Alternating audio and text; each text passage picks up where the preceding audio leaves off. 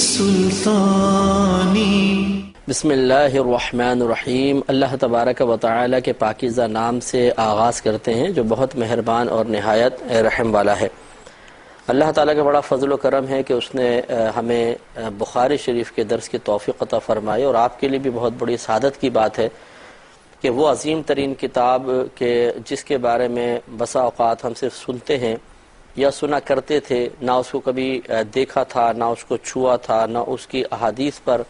ہمیں اطلاع حاصل تھی، ایسے سینکڑوں بلکہ ہزاروں بلکہ لاکھوں مسلمان ہیں کہ جنہوں نے سیاہ ستہ کو دیکھا بھی نہیں ہے، چھوا نہیں ہے، کبھی پڑھا نہیں ہے، لیکن اللہ تبارک و تعالی نے ہمیں زندگی میں اس کا موقع عطا فرما دیا کہ ہم گھر بیٹھے درس بخاری شریف سننے کی سعادت حاصل کر رہے ہیں۔ تو اس کی ہمیں قدر کرنی چاہیے، اور نبی کریم صلی اللہ علیہ وسلم نے اپنی حیات طیبہ میں جو کچھ کلام فرمایا جس کو بخاری میں جمع کر دیا گیا، یقیناً یہ کل تو نہیں ہے، کل کا بعض ہی ہے، لیکن پھر بھی بہت کچھ ہے، اور ہمیں یہ دیکھنا ہے کہ نبی کریم صلی اللہ علیہ وسلم کے اس فرمان میں، اس کے علاوہ ان فرامین میں، اور اس کے علاوہ جو صحابہ کرام کے اقوال وغیرہ بھی اس میں درج کیے گئے ہیں، ان سے کیا کیا نکات حاصل ہوتے ہیں۔ یہ امام بخاری رحمۃ اللہ علیہ کا امت پر بہت بڑا احسان ہے کہ انہوں نے بڑی محنت کے ساتھ ایک قابل اعتماد حدیثوں کا ذخیرہ ہم تک پہنچایا،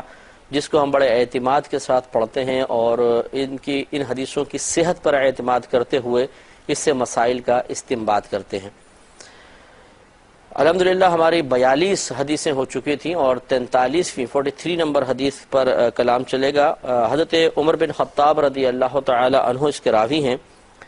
یہ کہتے ہیں کہ یہود میں سے ایک شخص ایک مرتبہ آپ کے پاس آیا اور اس نے عرض کی کہ اے امیر المومنین، آپ کی کتاب میں ایک آیت ایسی ہے جس کو آپ لوگ پڑھتے ہیں، اگر یہ آیت ہم یہودیوں کے گروہ پر نازل ہوتی تو ہم اس دن کو عید کا دن بنا لیتے۔ یعنی اسے کہنے کا مطلب یہ تھا کہ آپ کے قرآن میں ایک آیت ایسی ہے، جب ہم اس پر مطلع ہوئے تو ہم یہ سوچتے ہیں کہ اگر یہ آیت ہم پر نازل ہوتی تو جس دن یہ نازل ہوتی ہم اسے عید کا دن بنا لیتے۔ حضرت عمر فاروق رضی اللہ تعالی عنہ نے اس شخص سے دریافت فرمایا کہ وہ کون سی آیت ہے؟ اس نے کہا یہ آیت کہ الیوم اکملت لکم دینکم، یعنی آج کے دن مکمل کر دیا میں نے تمہارے لیے تمہارے دین کو، وَأَتْمَمْتُ عَلَيْكُمْ نِعْمَتِي، اور مکمل کر دی میں نے تم پر اپنی نعمت، وَرَضِيتُ لَكُمُ الْإِسْلَامَ دِينًا، اور میں تمہارے لیے اسلام کے دین ہونے سے راضی ہو گیا۔ تو یہ آپ کو پتہ ہے کہ یہ آخری آیات میں سے ہیں کہ جو نبی کریم صلی اللہ علیہ وسلم پر نازل ہوئیں، جب سرکار تبلیغ کا کام سر انجام دے چکے، آپ نے اللہ تبارک و تعالیٰ کے پیغام کو مکمل طور پہ پہنچا دیا، تب یہ آیت نازل ہوئی تھی کہ اللہ تعالیٰ نے فرمایا کہ آج کے دن میں نے تمہارے لیے تمہارے دین کو مکمل کر دیا اور تم پر اپنی نعمت کو تمام کر دیا، اور تمہارے لیے اسلام کے دین ہونے کے اعتبار سے راضی ہو گیا۔ جب اس شخص نے یہ بات بولی تو عمر فاروق رضی اللہ تعالی عنہ نے ارشاد فرمایا کہ قد عرفنا ذلك اليوم، بے شک ہم جانتے ہیں اس دن کو، والمکان الذي نزلت فيه على النبي صلی اللہ علیہ وسلم، اور اس جگہ کو بھی ہم جانتے ہیں کہ جس میں نبی کریم صلی اللہ علیہ وسلم جلوہ افروز تھے تو یہ آیت نازل ہوئی تھی۔ وَهُوَ قَائِمٌ بِعَرْفَةَ يَوْمَ جُمْعَةٍ، نبی کریم صلی اللہ علیہ وسلم عرفہ میں کھڑے ہوئے تھے اور جمعے کا دن تھا۔ تو دیکھیں اس شخص نے پہلی بات تو یہ کہ یہ امیر المومنین حضرت عمر فاروق رضی اللہ تعالی عنہ کی خدمت میں عرض کی کہ آپ کو ایک آیت ایسی ملی ہے جس کے ایسے مضامین ہیں، کیونکہ اس میں اللہ تبارک و تعالیٰ نے ایک تو دین کے مکمل ہونے کے بارے میں ارشاد فرمایا، دوسرا اپنی نعمت کے تمام ہونے کے بارے میں کلام فرمایا، گویا کہ جن سے خطاب ہے انہیں اللہ نے ایک بہت بڑی نعمت عطا فرمائی اور اس کی تکمیل بھی فرما دی، اور پھر اللہ تبارک و تعالیٰ خود ایک دین کے بارے میں ارشاد فرمائے کہ میں اسلام کے دین ہونے کے اعتبار سے، یعنی تمہارے لیے اسلام کے دین ہونے کے اعتبار سے راضی ہوں۔ تو اس میں چونکہ اللہ تعالیٰ کی طرف سے اپنی نعمت کے تمام ہونے، مکمل ہونے اور مسلمانوں سے راضی ہونے کی گویا کہ ایک بشارت موجود ہے، تو شخص نے کہا کہ اگر یہ ہمیں ملتی آیت جس دن تو ہم اسے عید کا دن بنا لیتے۔ عمر فاروق رضی اللہ تعالی عنہ نے اس کا رد نہیں کیا، کہ عید کا دن منانے کا کیا فائدہ، کیوں تم عید کا دن مناؤ گے، کیا اللہ تعالیٰ نے حکم دیا ہے؟ نہیں، بلکہ حضرت عمر فاروق رضی اللہ تعالیٰ عنہ نے ثابت فرمایا کہ جس دن کوئی اللہ تعالیٰ کا انعام حاصل ہوتا ہے اس دن کو عید منانا، یعنی اس میں خوشی کا اظہار کرنا، اس میں کوئی حرج نہیں ہے، اور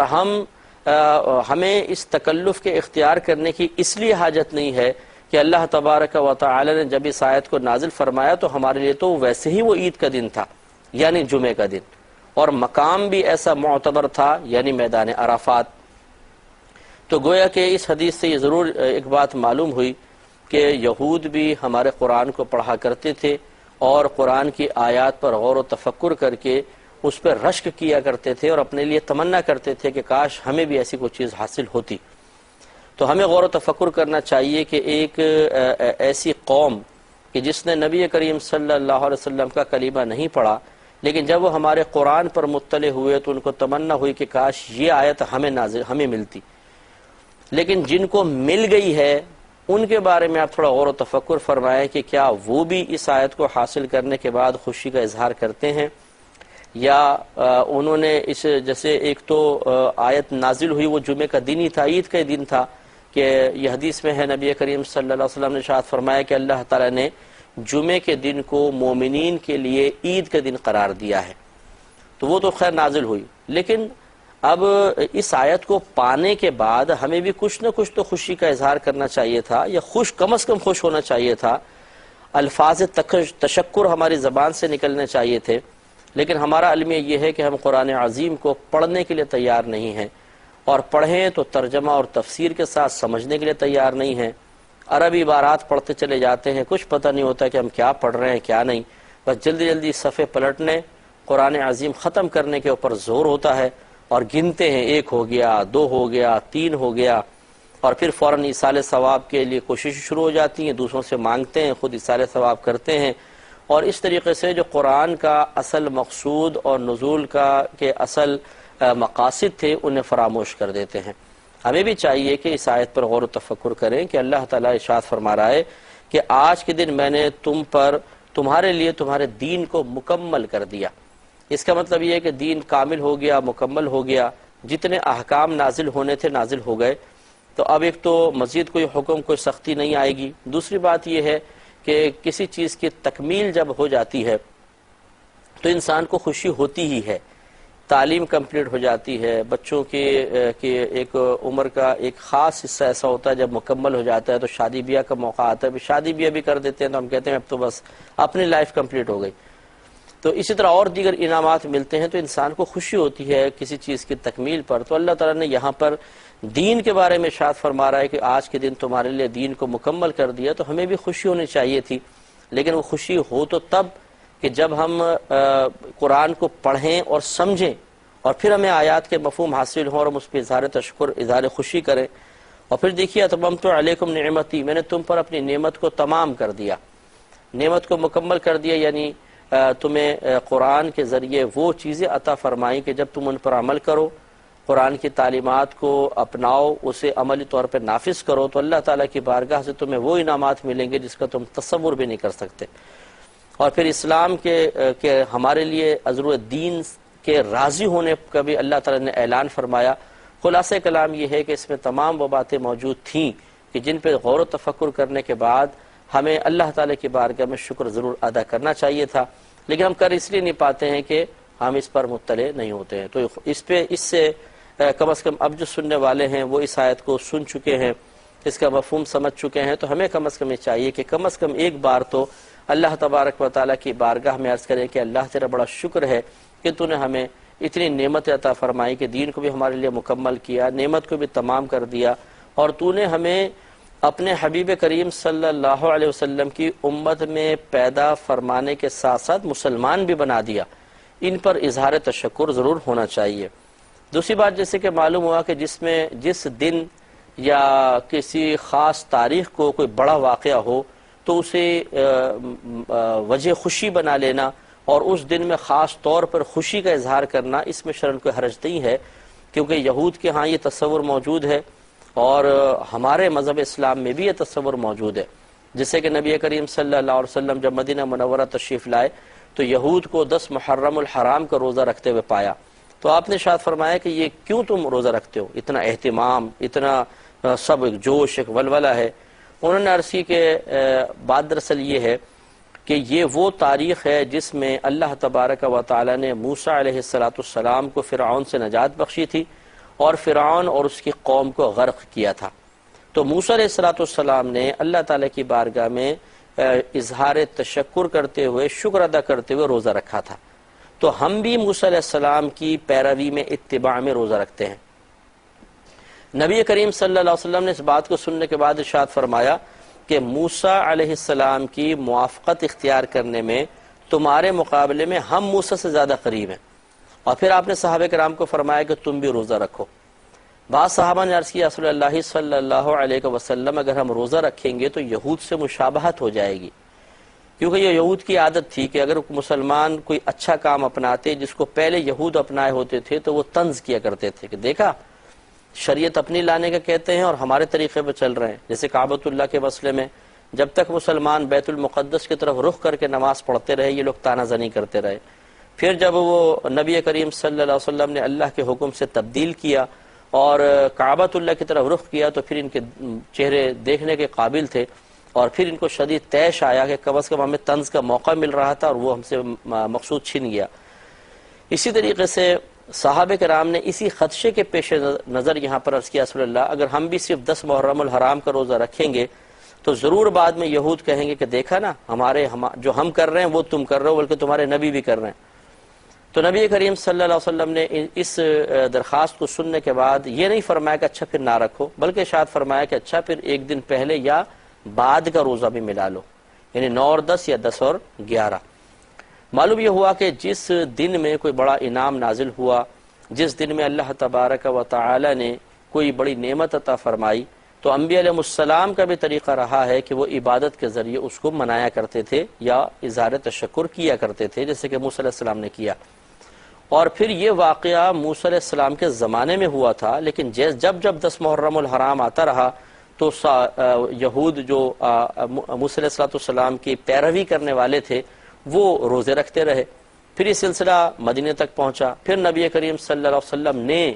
واقعہ ہوا ہے کئی سو سال پہلے، لیکن سرکار بھی ایک اپنے نبی بھائی کی موافقت اختیار کرتے ہوئے 10 محرم الحرام کا نہ صرف خود روزہ رکھ رہے ہیں بلکہ دوسروں کو بھی تلقین کر رہے ہیں کہ وہ اس طرح کریں،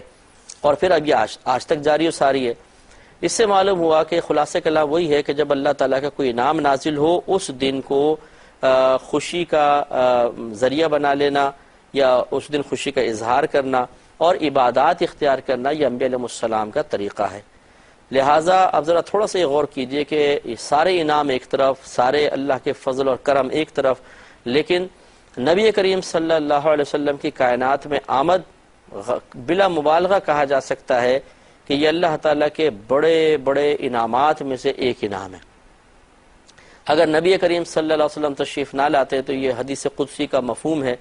کہ اگر نبی کریم کو پیدا کرنا مقصود نہ ہوتا تو اللہ تبارک و تعالیٰ اپنی ربوبیت ہی ظاہر نہ فرماتا، یعنی اپنا رب ہونا ظاہر نہ فرماتا۔ تو سرکار کائنات میں تشریف لائے تو ساری نعمتیں ہم کو حاصل ہوئیں، حتیٰ کہ ہم نے اللہ تعالیٰ کو پایا، قرآن کو پایا، مذہب اسلام کو پایا، یہ سب نبی کریم صلی اللہ علیہ وسلم کا صدقہ ہے۔ تو جس دن یہ عظیم ہستی تشریف لا رہی ہے اس دن کو پھر عید کا دن کیوں نہ منایا جائے اور اس دن اظہار تشکر اور اظہار خوشی کیوں نہ کیا جائے کہ موسیٰ علیہ السلام جب فرعون سے نجات پا رہے ہیں تو اس دن آپ روزہ رکھ رہے ہیں، اور جس دن نبی کریم صلی اللہ علیہ وسلم تشریف لا رہے ہیں جو یقینی سی بات ہے کہ فرعون کی قوم سے یا فرعون سے نجات سے بڑا انعام ہے، تو کیوں نہ اس دن میں پھر عبادات کا اہتمام کیا جائے۔ اور اسی طرح جب یہود یہ کہہ رہے ہیں کہ جس دن یہ آیت نازل ہوئی اگر ہم پر نازل ہوتی تو ہم اس کو عید کا دن منا لیتے، یعنی خوشی کا اظہار کرتے، عمر فاروق رضی اللہ تعالیٰ عنہ نے ان کے اس قول کا رد نہیں فرمایا کہ نہیں ایسا کیسے کرو گے، عید تو جو اللہ تعالیٰ جس کو عید کہے وہ عید ہے، تم کیوں اس طرح خوشی مناؤ گے، نہیں، بلکہ آپ نے فرمایا کہ ہاں بالکل ٹھیک کہہ رہے ہو، لیکن ہم اس لیے باقاعدہ اہتمام نہیں کرتے ہیں کہ جس دن یہ آیت نازل ہوئی اس دن ہمارے لیے عید کا ہی دن تھا، یعنی جمعے کا روز تھا۔ تو خلاصہ کلام یہ ہے کہ نبی کریم صلی اللہ علیہ وسلم کی ولادت باسعادت کے موقع پر اگر کوئی شخص اظہار خوشی کرتا ہے اور عبادات کو اختیار کرتا ہے تو اس میں کوئی حرج نہیں ہے، بلکہ یہ قرآن و حدیث کی تعلیمات سے اور صحابہ کرام کے عمل اور ان کی سوچ و فکر کے نتیجے کے طور پر ثابت ہے۔ اب دوسری حدیث سے دیکھتے ہیں، الزکوٰۃ، باب قائم کیا ہے الزکوٰۃ من الاسلام، حدیث نمبر 44 ہے، اور اس میں حضرت امام بخاری رحمۃ اللہ علیہ حضرت طلحہ بن عبید اللہ رضی اللہ تعالی عنہ سے ایک حدیث پاک نقل کرتے ہیں۔ یہ کہتے ہیں کہ حضرت سہیل بن مالک اپنے والد سے روایت کرتے ہیں، انہوں نے کہا کہ میں نے یہ سنا، حضرت طلحہ بن عبید اللہ کہہ رہے تھے کہ ایک شخص نبی کریم صلی اللہ علیہ وسلم کی خدمت میں حاضر ہوا، وہ اہل نجد میں سے تھا اور اس کے بال بکھرے ہوئے تھے، یعنی جو آج کل ریاض جس کا نام ہے، پہلے نجد نام تھا، وہ وہاں سے آیا تھا اور اس کے بکھرے ہوئے بال تھے۔ یہ فرماتے ہیں کہ ہم اس کی آواز کی گنگناہٹ سن رہے تھے، یعنی وہ ایسے تو کچھ بار بار بول رہا تھا لیکن ہمیں صحیح سمجھ میں نہیں آ رہا تھا، اور وَلَا نَفْقَهُ مَا يَقُولُ، اور ہم سمجھ نہیں پا رہے تھے جو وہ کہہ رہا تھا، حتیٰ کہ وہ قریب آ گیا تو پھر ہم نے سنا کہ وہ سوال کر رہا تھا اسلام کے بارے میں، یعنی گویا کہ وہ کہہ رہا تھا، یہاں تفصیل تو یہاں نہیں ہے، شارحین نے لکھا گویا کہ وہ شخص یہ کہہ رہا تھا یا رسول اللہ مجھے اسلام کے بارے میں بتائیے، یا جو اسلام کے بنیادی ارکان ہیں ان کی خبر دیجیے۔ تو نبی کریم صلی اللہ علیہ وسلم نے ارشاد فرمایا کہ 5 نمازیں دن میں اور رات میں، یعنی اسلام کی جو علامات ہیں یا جو اسلام کے ارکان ہیں ان میں سے ایک نماز ہے، سرکار نے فرمایا 5 نمازیں دن میں اور رات میں۔ اس نے پوچھا کہ کیا ان نمازوں کے علاوہ مجھ پر کوئی اور نماز بھی لازم ہے؟ نبی کریم صلی اللہ علیہ وسلم نے ارشاد فرمایا کہ نہیں، مگر یہ کہ تم نفل ادا کرو تو تمہاری مرضی ہے، لیکن تم پہ فرض جو نمازیں ہیں وہ 5 ہی ہیں۔ پھر نبی کریم صلی اللہ علیہ وسلم نے ارشاد فرمایا اور رمضان کے روزے، یہ بھی اسلام کے رکن ہیں۔ اس نے عرض کی کہ کیا مجھ پر ان رمضان کے روزوں کے علاوہ کچھ اور روزے بھی فرض ہیں؟ تو نبی کریم صلی اللہ علیہ وسلم نے فرمایا کہ نہیں، ہاں اگر تم نفل روزے رکھو تو تمہاری مرضی ہے۔ راوی کہتے ہیں کہ پھر نبی کریم صلی اللہ علیہ وسلم نے اس کے لیے ذکر کیا کہ زکوٰۃ، تیسرا رکن ہے زکوٰۃ۔ اس نے عرض کی کہ کیا مجھ پر اس زکوٰۃ کے علاوہ بھی کچھ مال خرچ کرنا لازم ہے؟ نبی کریم صلی اللہ علیہ وسلم نے ارشاد فرمایا کہ نہیں، ہاں اگر تم نفل ادا کرو تو تمہاری مرضی ہے۔ تو یہاں پہ 3 ارکان کا ذکر ہے۔ یہ ایسا ہوتا ہے کہ بعض اوقات جیسے شروع اسلام کے اندر جتنے احکام نازل ہوتے رہے، جتنے ارکان ظاہر کر دیے گئے تھے، بعض اوقات سرکار صرف ان کے بارے میں ارشاد فرماتے تھے، جیسے اور بہت شروع اسلام میں چلے جائیں کہ نبی کریم صلی اللہ علیہ وسلم نے اس وقت فقط اتنا فرمایا کہ جس نے لا الہ الا اللہ کہہ لیا وہ جنت میں جائے گا، کیونکہ اس وقت معیار یہی تھا کہ کم از کم کلمہ انسان پڑھ لے۔